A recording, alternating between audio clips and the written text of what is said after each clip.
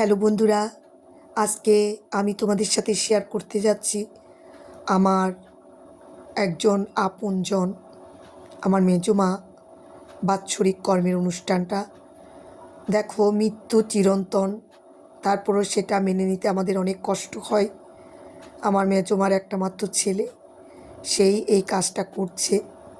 অনুষ্ঠানটা ছোট করে করা হয়েছে, কারণ এক সপ্তাহ পরেই আমার মা মারা গিয়েছিল মেজমার মৃত্যুর পরপর দুটো শোক মেনে নেওয়া অনেক কষ্টের, যেটা আমাদেরকে প্রতিনিয়ত যন্ত্রণা দিচ্ছে। মৃত্যু হবে সেটা আমরা সবাই জানি, কিন্তু পরপর শোক মেনে নেওয়াটা অনেক কষ্টের। যাদের জীবনে ঘটে তারাই বুঝতে পারে সেটার বেদনা।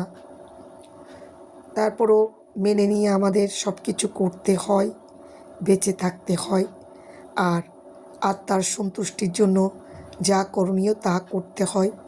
তো বাৎসরিক কর্মে দেখো, গীতা পাঠ করা হচ্ছে আত্মার সন্তুষ্টির জন্য। এটা আমাদের সংস্কৃতির একটা অংশ। এরপর দেখো, পিণ্ডদানের কাজ সুসম্পূর্ণ করা হচ্ছে।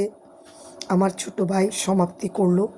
এরপর তাকে বাসায় নিয়ে গিয়ে বয়োজ্যেষ্ঠরা আশীর্বাদ করছে, কারণ সে যখন তার মাকে হারিয়ে ফেলে তখন বয়োজ্যেষ্ঠরা আশীর্বাদ করে তাকে জানান দেয়, তুই মনে কষ্ট পাস না, তোর পিছনে আমরা আছি, তোর সাথে আমরা আছি।